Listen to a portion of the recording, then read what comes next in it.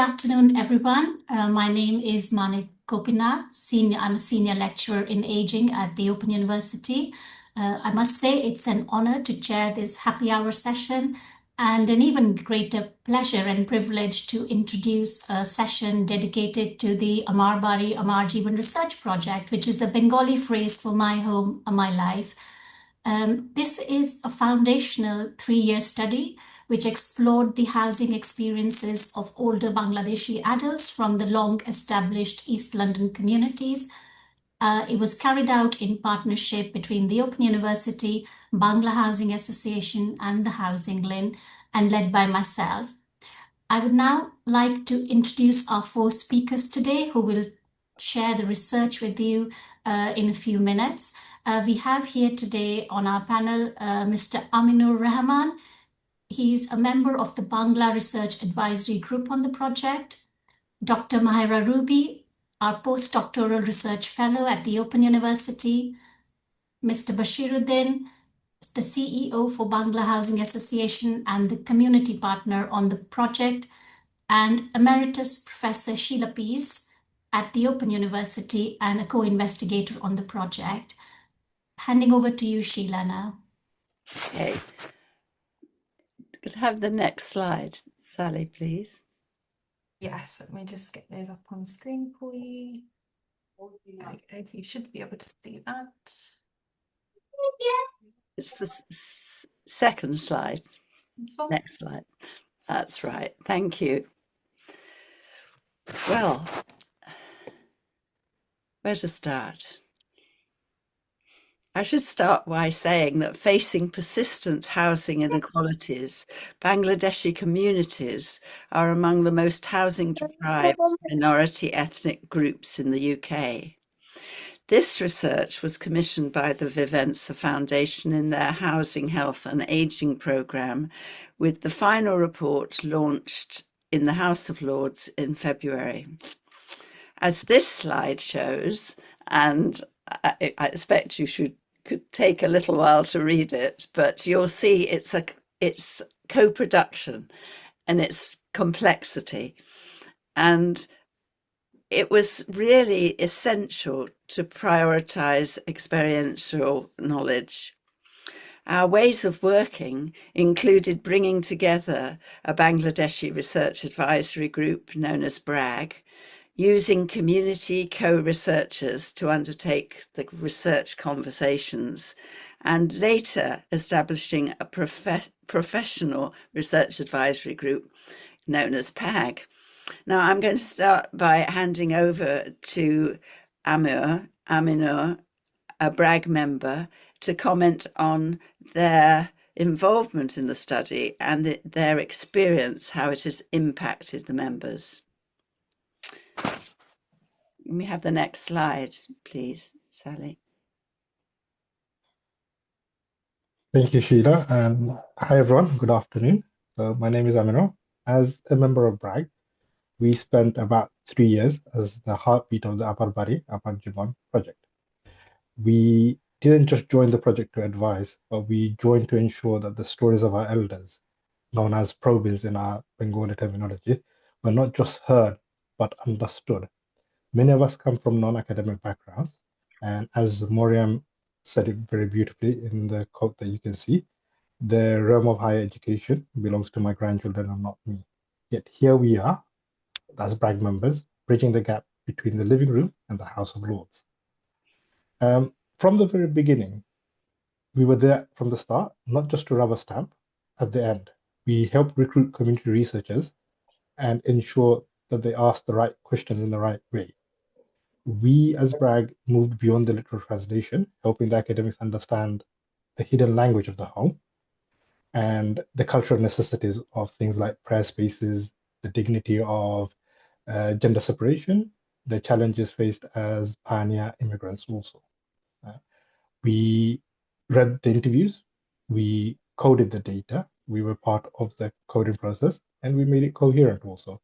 We ensured that the research didn't just stay as data, but it felt like a history, a story that was being told. So as BRAG members, one of the most enjoyable parts, for me at least, was the power of co-production. We filled our personal knowledge gaps whilst also filling the gaps in the researchers' knowledge. And I am quite popular right to say, and all the other Bragg members will agree, it was a parallel laugh from the beginning to the end and brought many of us together with respect and admiration of each other's lived experiences. For us also, we personally moved from a armchair lived experience kind of way, where we simply knew that it was overcrowded, the housing was overcrowded, into understanding the systemic whys of overcrowding. We learned how housing law and council policy was often baked against us. So for me, I believe because of Bragg, this isn't just a report on housing statistics, but instead a report on human dignity. We ensured that the project captured how a lack of space breaks the cultural and religious spirit that is found within the Bangladeshi probin community, including the younger generation also. We helped turn the research from just academia into a play known as Bengali Probin EastEnders, if anyone wants to look it up, sparking intergenerational reflection and healing.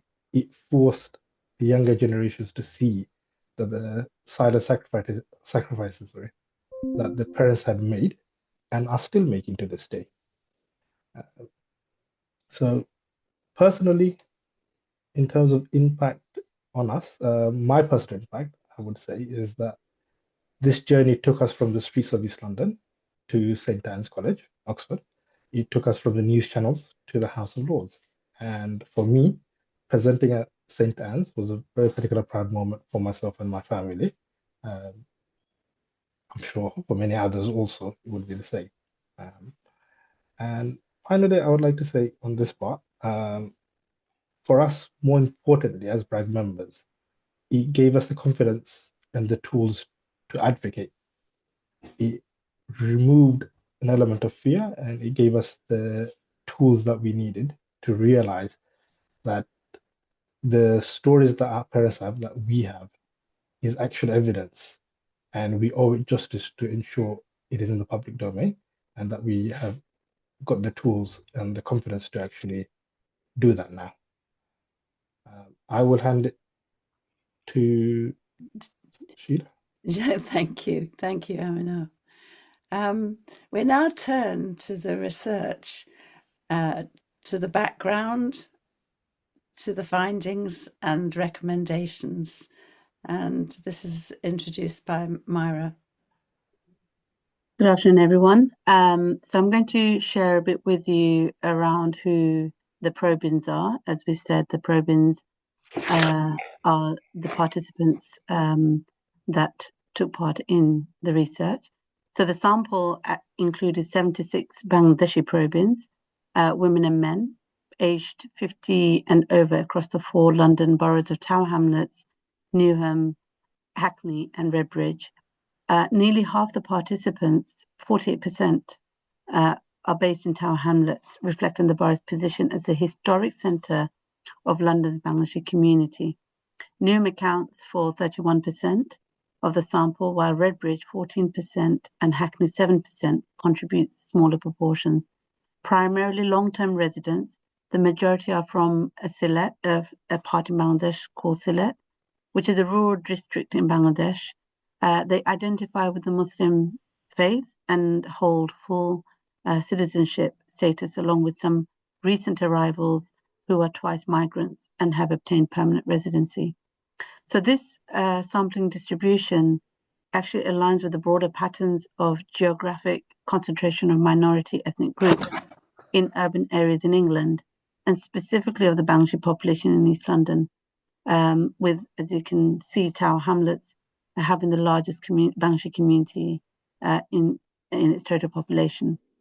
And in terms of the gender, the sample nearly had equal numbers of men and women, probins in our sample, ranging from 50 to 85 years old. with the majority concentrated in the younger age group, so 50 to 74, as you can see in the diagram, and relatively few participants aged 75 years and over. So this age profile of the sample reflects the characteristics of the new aging Bangladeshi population more broadly, a group reaching later life in significant numbers for the first time in England, so representing a broader national pattern of demographic aging among minoritized communities. If we then look at the living arrangements and age by tenure, so in our sample, most probians live with family members, commonly in inter and multi-generational arrangements. So intergenerational, non-dependent households where other adults live with adult children who either may be single or married but without dependent children of their own. So that's sort of the most common arrangement, followed by multi-generational households where there are the grandchildren living with them as well. A small proportion lived alone, mainly in sheltered settings or as couples. This pattern in our sample of high family co-residence and low rates of living alone also aligns with national trends showing that among those aged 65 and over, Asian ethnic groups are most likely to live alone, least likely to live alone compared to their British older adults, and most likely to live in multi-generational households. We then come to the diagram that looks at participants by housing types, tenure and borough. So when we look at that, the majority of the families live in owner. So there's a 34% who live in owner-occupier homes, with 61% in social housing. So majority are living in social housing, with mostly in mainstream and 11% in specialist social housing, and very small number in private renting. So that's within our sample. So if you look at the tenure patterns for our sample, it also mirrors the broader patterns for Bangladeshi household nationally across all ages, where home ownership rates are substantially lower compared to white British households, and social housing tenure is higher compared to the white British households. And the last diagram we have in terms of the background is the health conditions, the prevalence of chronic health conditions by age, group, and sex. And here, what we found is that the health disparities, particularly for diabetes, cardiovascular, and if I can pronounce it properly, musculoskeletal diseases at younger ages were more prevalent within our probing sample. Gendered patterns are evident. Cardiovascular diseases and diabetes show higher prevalence among men, particularly between the ages of 50 and 64. So what we found is that a lot of the probians were managing 3+3 or more conditions, health conditions, and so this sort of with morbidity being the norm rather than the exception. So I'm going to hand over back to Sheila. Well, thank you, Myra. That's really helped us present a background to this data. So what we want to do now is move on and show you an animation that we produced, very much linked to our BRAG members, in looking at how we should do this animation, which will give you some ideas of the findings, which we'll talk about in a minute. So this animation you're about to see is actually a composite piece that explores themes of history alongside everyday lived experiences. Thank you, Myra. You're welcome. Growing old is not just about time passing. Each of us has a life story, a backpack shaped by where we live and how we live. These are the stories of 4 Bangladeshi probians told through the homes that held them in East London. Mrs. Begum was just 8 years old when she came from Sylhet in the 1970s. She grew up in overcrowded housing, endured racism at school, yet persevered to become a teacher. Marriage brought her to her in-laws' overcrowded household. The stress of raising her first child in cramped conditions took a toll on her relationships. In 1988, she declared homelessness.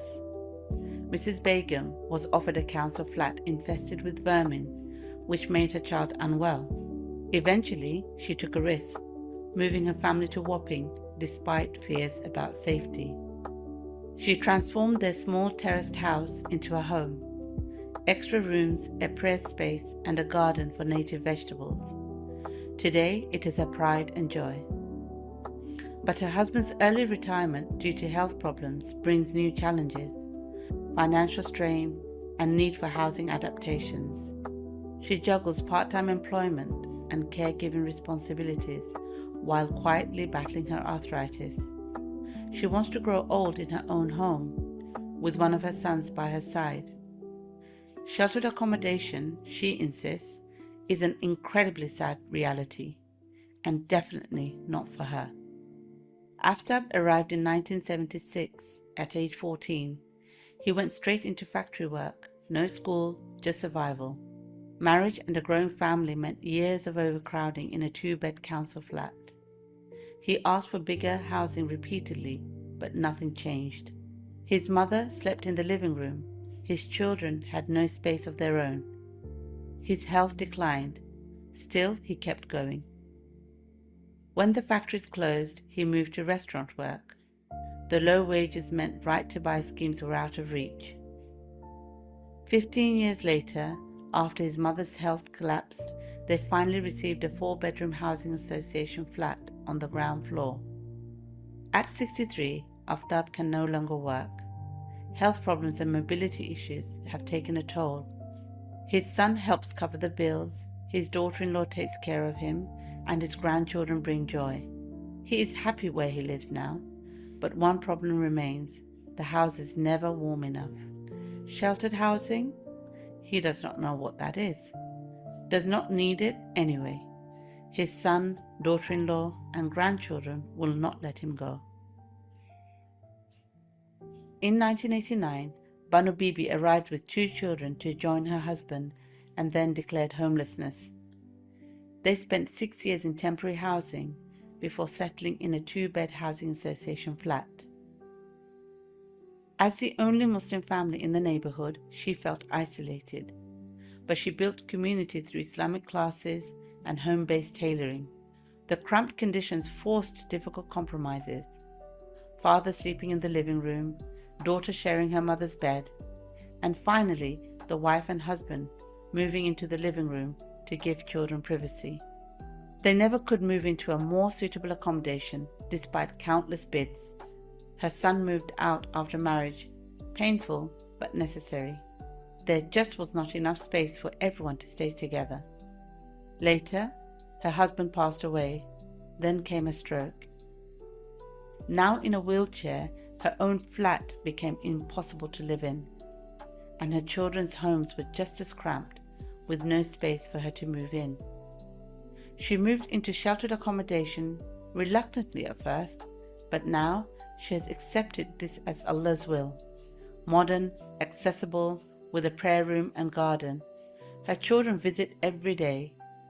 It's not what she dreamed of, but it's safe, within the community, and she's still close to them. In 2015, Alor brought his family to London from Italy, seeking better schools, community, and healthcare. But they've been living in temporary accommodation in the private rented sector for 9 years, facing evictions, rent hikes, damp walls, and long commutes. His asthma and heart problems have gradually deteriorated. He has stopped working. Their current accommodation is a 2-bedroom flat on the 2nd floor with no lift. Overcrowded, no privacy, no space, no balcony. Just a constant sense of suffocation, being stuck. His daughter, the only earner, keeps bidding online for social housing, but nothing suitable ever comes up. He feels guilty. He despairs that he has failed his family. Still, he waits and hopes for a place called home. 4 different stories with 3 common threads: home and housing, community, and growing older. Home and housing shape our well-being, our futures, and that of our children. Community gives us strength, but challenges remain. East London is more than a location. It's memory, family, community, and belonging.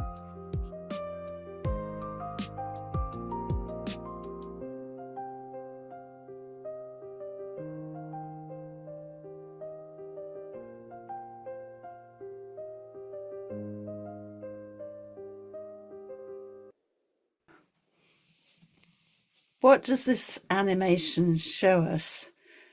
The findings focused on a range of issues that we hope that you will go and find our final report, download it, and look at the more detail that goes with these examination of findings. Myra and I are going to talk through these. Myra? Yeah, so I'll start by sharing that one such issue is the suitability of accommodation for daily living.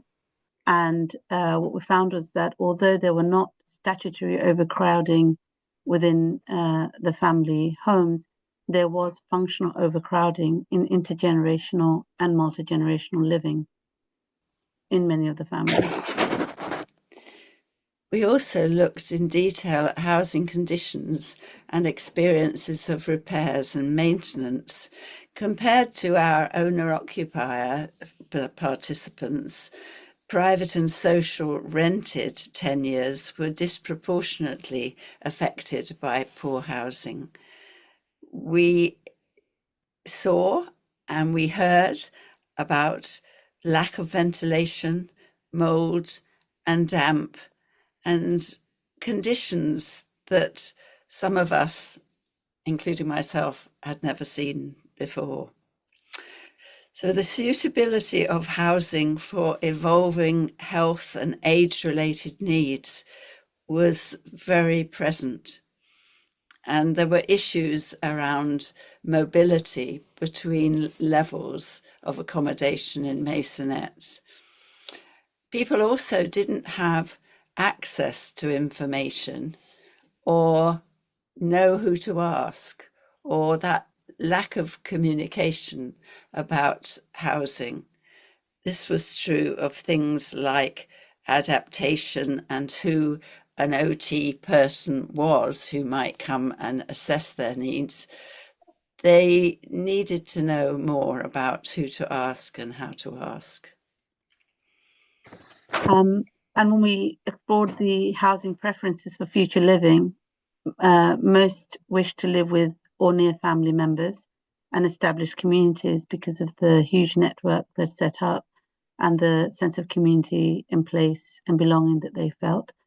The other thing we found was that they also knew very little about alternative living options. So when that was discussed, most often than not, they thought about care homes, but had very little knowledge about sheltered accommodation. And the other issue that came up time and time again was the neighbourhood, the community,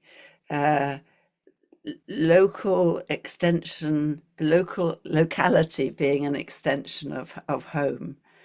And people felt more secure and more safe, even in areas where they know there were difficulties, but the prevalence of different other members of their community was important. So what is the way forward? We're going to return now to Amar to have comments from the Bragg group. Thank you, Sheila. So for us, we have learned that the system isn't broken. It's actually designed to work exactly as it is, with templates that ignore diverse household structures and ways of living that Sheila and Mahara just spoke about. Structures that are household structures and ways of living that are found in many ethnic minority groups in this country. Second point, we found out that at almost no point are our communities, and again, probably a lot of other minority communities, Are they genuinely asked what they need from a home before it is built? It's rather built and then we're told to fit into that. And the last point is that as this project ends, our work doesn't. We have turned individual struggles into a documented collective history, which must result in change. Our flag, our province flag, must be passed on to the future generations for that change to continue. So through Amar Bari, Amar Jibon, we've proven that when you involve the community early and authentically, the research doesn't just sit on a shelf. Instead, it starts a movement. High quality housing is the cornerstone of growth, a right for all. Thank you for listening, and I will pass it over. I'll hand it over to Bashiruddin, CEO of Bangla Housing Association.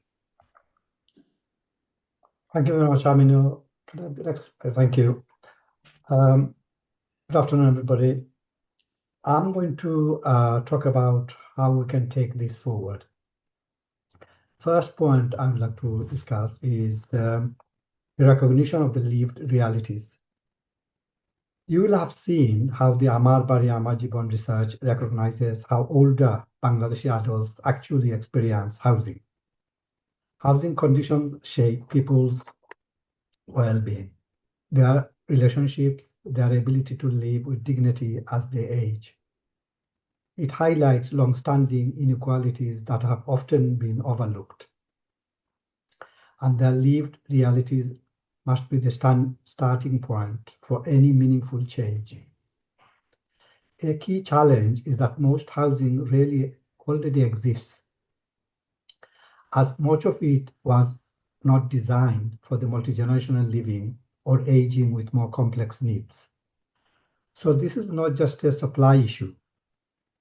It's about aligning homes and systems with how people actually live. The study gives us a clear direction. We need strong evidence, meaningful recognition, and practical action. Recognition is the bridge. It connects what we know to what we choose to do. The second point is improved access and equity. Improving access starts with better evidence. Right now, key issues like functional overcrowding are not fully captured. Data isn't always broken down by age and ethnicity. If inequalities aren't visible, they won't be addressed. We also need to shift how systems respond. Multi-generational living should be understood as a valid and often valued choice, not automatically seen as a problem. At the same time, health and care impacts on poor housing must be taken seriously. This is about building more equitable, people-centered approaches.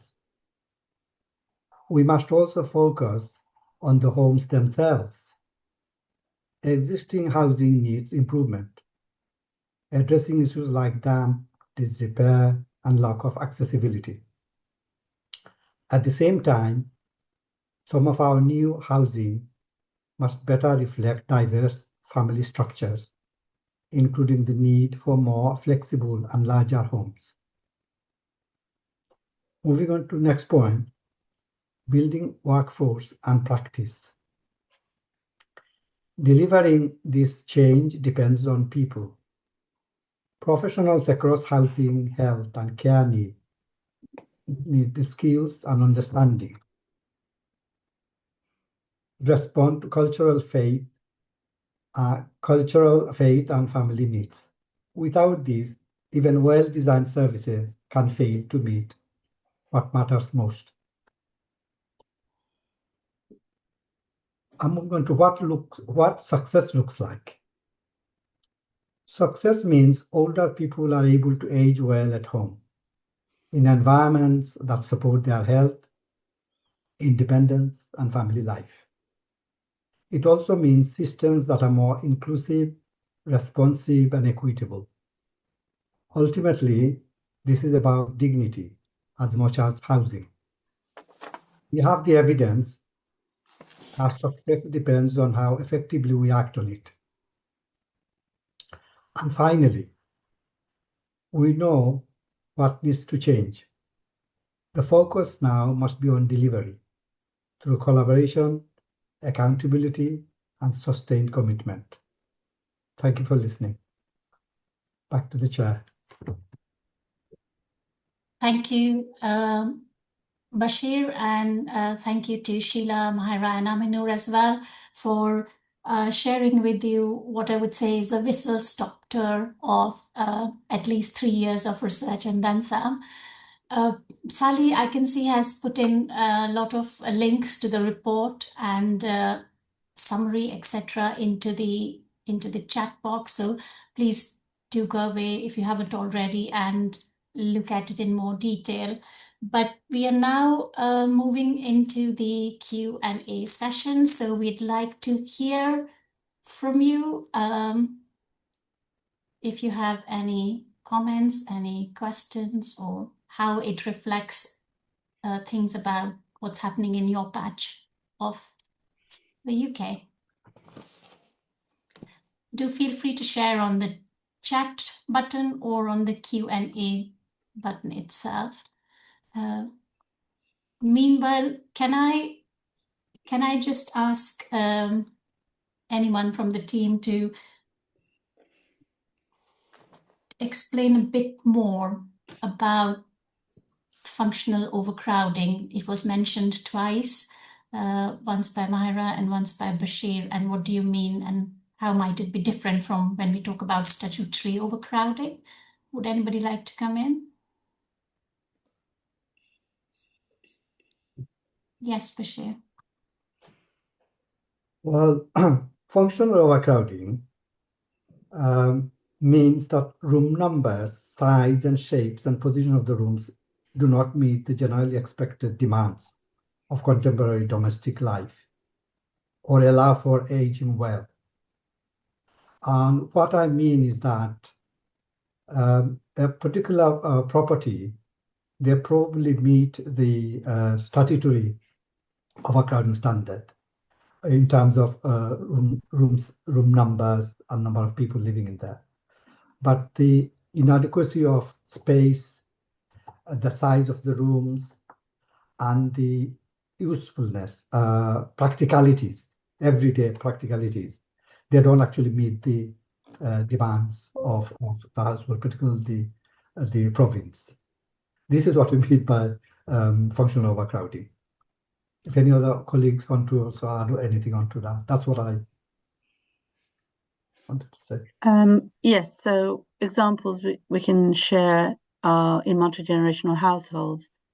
There may be bedrooms in the living room, but what we found is that the grandparents are living in the living room, where it's also the social area for the family, the living area, and the children are sharing the bedrooms. So again, although there might be enough rooms per se, the space isn't adequate, as Bashir has mentioned, just to give you an example. Perhaps I could add, although my Bangladeshi colleagues must correct me because I shall get things wrong.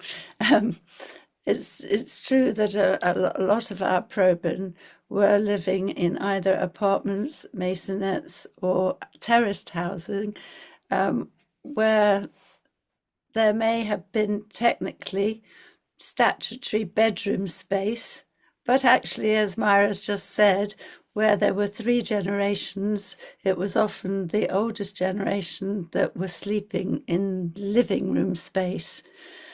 It was also true that the Muslim faith involves 5 sets of prayers a day. Again, correct me, colleagues.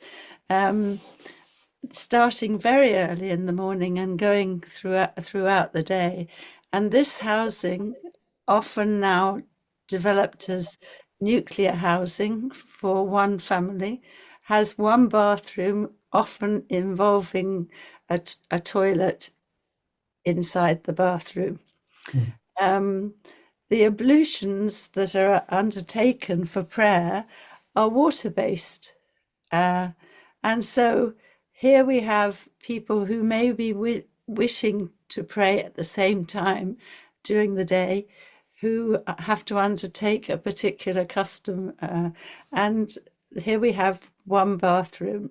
At the same time, aside from faith practices, we've got different generations doing different things at different times of the day. We have children who need to get to school and go in the bathroom. We have older people who need to be undertaking ablutions. We've got the working generations as well.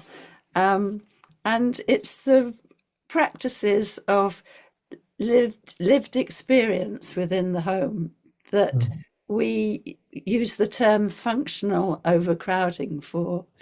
It may be a new term that we would like to introduce, but it's certainly one that's been prevalent in this research.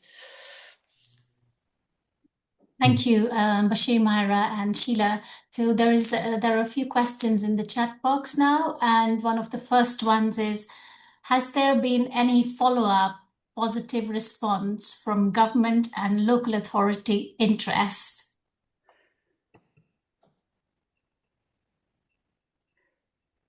Well,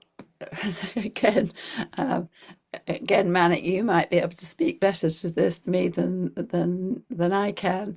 But we've certainly, for example, had feedback from foundations who oversee the occupational therapy and the issues around the disabled facilities grant, and the coming together of those issues around the way in which adaptations are assessed for. And they've been very keen for us to develop the way in which they give guidance to people over issues. There's probably more to say about that, but we are just beginning to discuss that with them.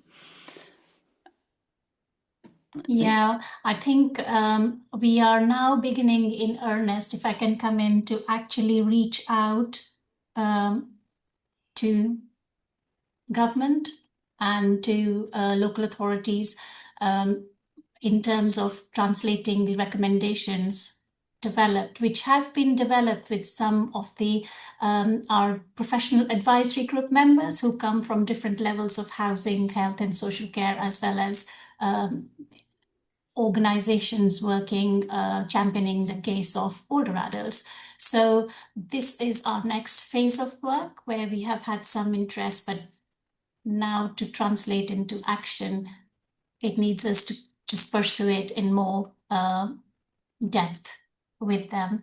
So I think that is all at the moment that we can share, but we are very keen to work with housing practitioners, health practitioners, and social care practitioners in this space. So yeah, this is a very wide audience today at the happy hour. So if you are interested or if you work in similar areas, then do please get in touch with us. I have another question, and this one is for Aminur. So it's from Zoe, and it says, loved hearing about this project, especially your reflections about dignity, healing, and the awareness of generational sacrifices and owing justice to the stories of elders. I wondered what actions you're hoping for as a result of the findings. Thank you, Zoe.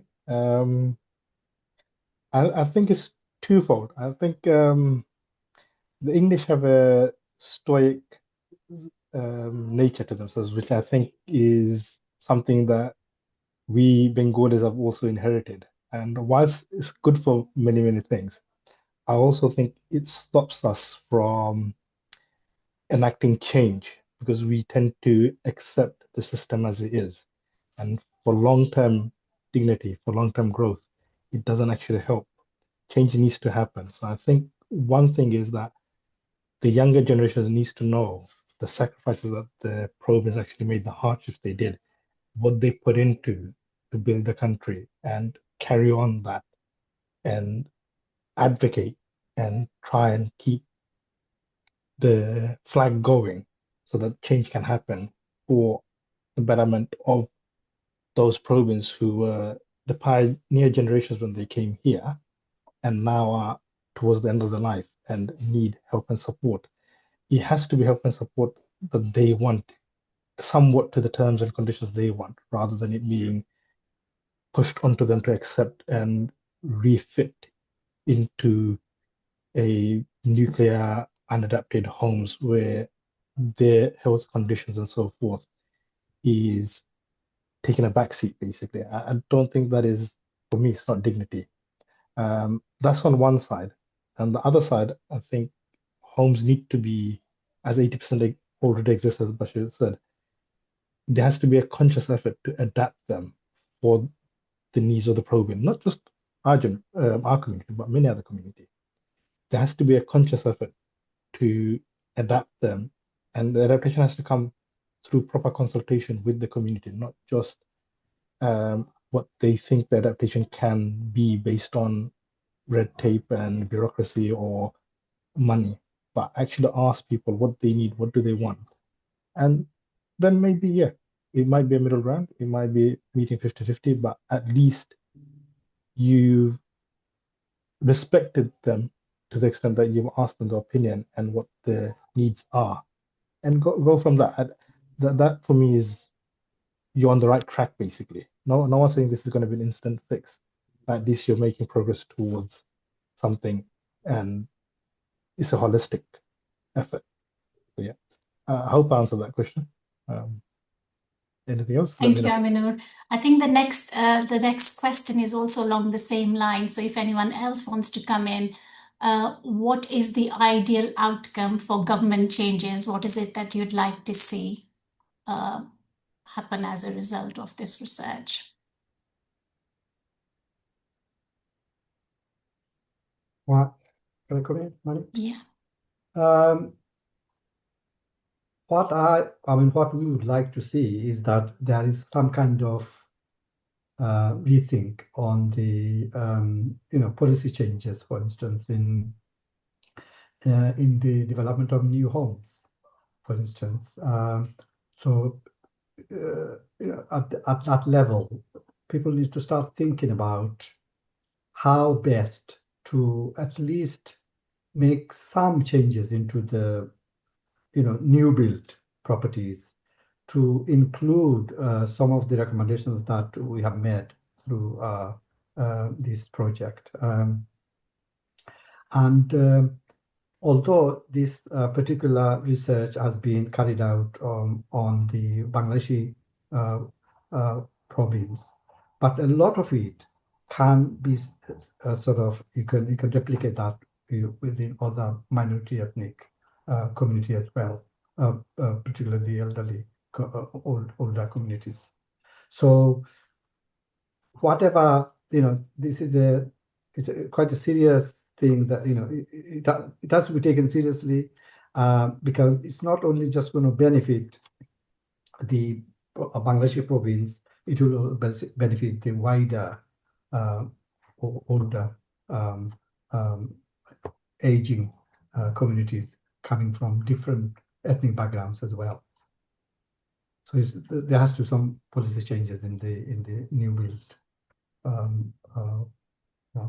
schemes. Sheila, yeah. A couple of different things come to my mind. I was thinking about the changes that are going ahead within housing around decent homes standards, looking at the range of issues that need to be part of not only repairs but also maintenance of properties. Again, these are wide community issues. We are looking at them from a particular community culture and aging. Hello. Hello. So, but they raise issues that have more of a collective response to them. I mean, one of the things that we've certainly found is that people want more information, or they express in their interviews and their conversations that they don't know some of the things that would help them. And again, we as a team have talked, and Bashir in particular, around the importance of perhaps a housing hub that may be of value, not only to this community, but that's where it would start. It would need to recognize some of the issues of co-production that we have experienced in the research. So we need to get the language right. We need to be able to communicate the right way. And those are issues where we could start. And we obviously know that other organizations like the Centre for Aging Better have established a base for looking at home hubs. So it's not that our ways forwards aren't there, they are, but we know there's finance needed for taking some of these things forward. I mean, there are other issues, other people who've wanted to talk to us about the research. Homes England, if I got that right, yes, around the Homes England, in our boroughs, Newham Health. So there are different groups of people who are interested in looking at the findings of the research and how they could take things forward, how they could change the guidance they give other colleagues, how they could look at their local plans. So there are many things to do. We wouldn't want to say this is not certainly not the end of a project. It's a project that's ended with a really, really valid research report, which we hope you will look at, because it's got issues that can be taken anywhere.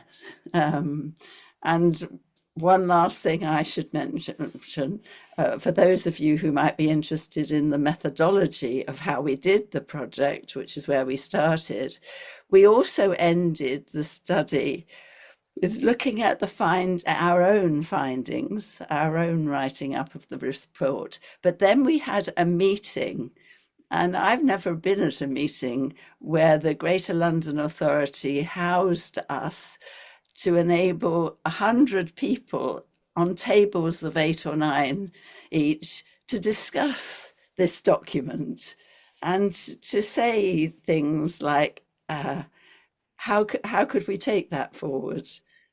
How could we deal with that in my situation? I mean, because they were very diverse groups of people from across the professional workforce in housing, in aging, in repairs and maintenance, etc.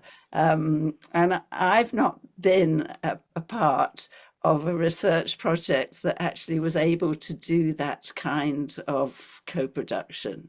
So that sounds as if I'm praising us, which probably I am, but there we are. It's a form, a different form of co-production. And that's part of people taking up the research report, and I'm sure coming back to the team with questions.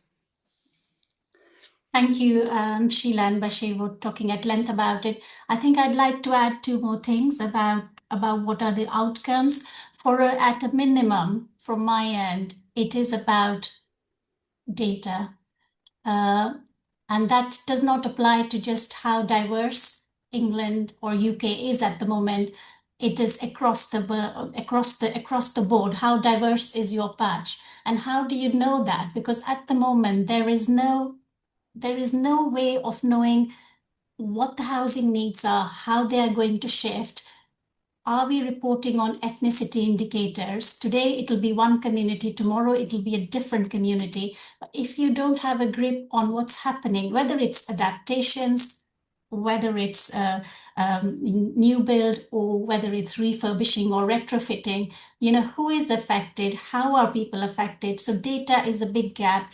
And it's strange that we used to have good data practices in England a while back in 2008 or something when councils and housing providers were reporting on it as standard. So that's something which policy really needs to work with. And I know we get a lot of pushback on how austere the circumstances are all around, but this should be a part of the routine, and maybe we use technology or something to do that. That is one. The other thing is we have always talked about overcrowding. So the discourse of overcrowding, never about multi-generational living, never. So it's sort of conflated, and that needs to shift a bit. So recognizing multi-generational living or different ways of living in national housing policy. Census recognizes multi-generational households for the first time in the new census. So why are we not moving that discussion? So I think it needs a very broad as well as very local sort of immediate benefit projects like community hubs for people face-to-face, not digital first, not digital only, because not everybody's equipped to do work with those. Okay, so that was on that. I think we have maybe time for another one or two questions. So there's another question from Carla, and she'd like to know if we have identified any housing design case studies that could be used as reference and learn from what worked well.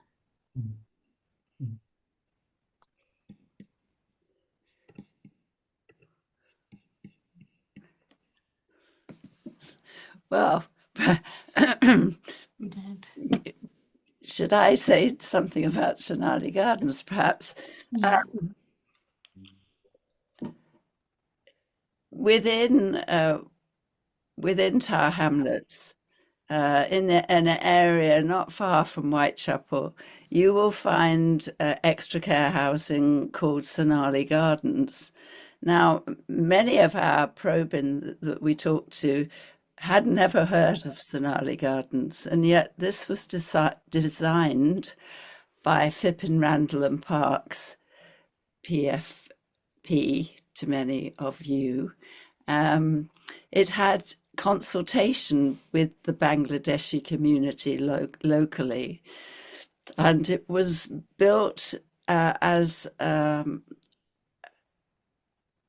bigger apartments, mostly single roomed apartments, but also double for couples. It incorporated a faith room and a very open kitchen area where people and families could come in and cook together. Now, this was done, I'm going to say 2009. I might be wrong on that date, but certainly it's true that obviously the aging population, where in such a setting, the average age might be in its early 80s, this setting attracted Bangladeshi members, but it has gone on over time to be a bit more diverse in terms of the people who have come to live there, in terms of different cultures and multi-cultural.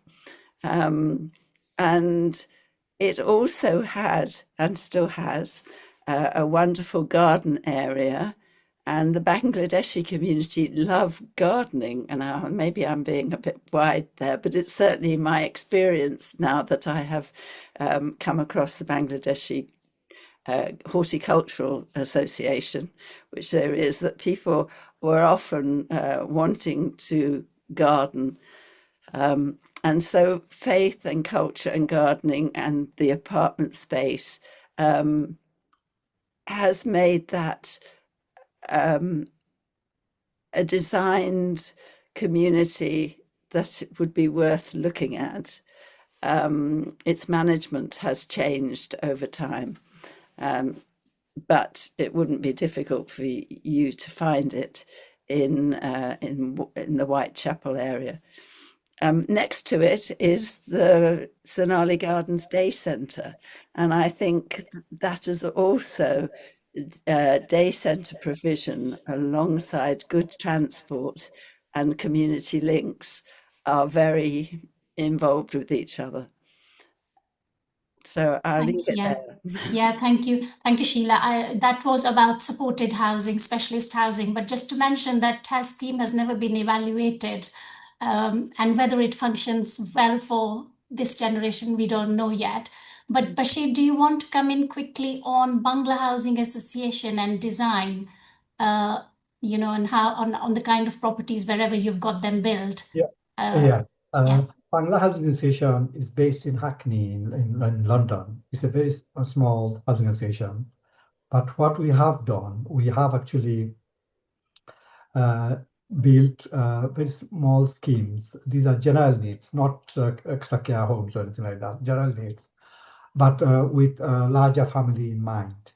And where we have is in those properties, we have larger living rooms, and you have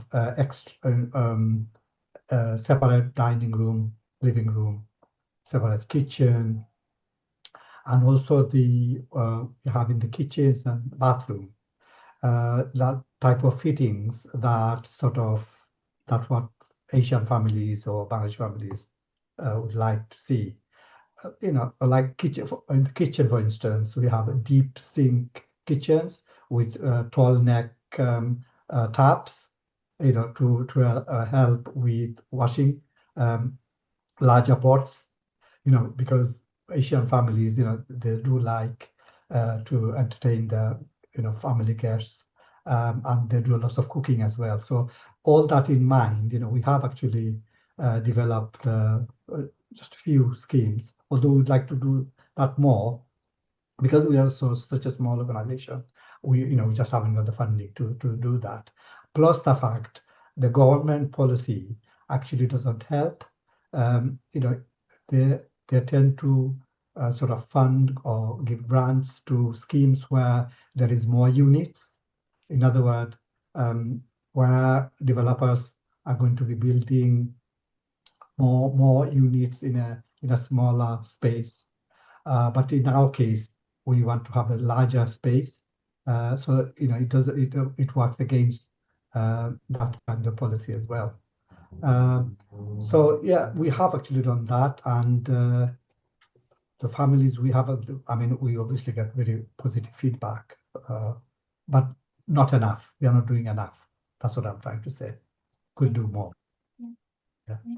Thank you very much. I can see that the time is up. It is 5 o'clock.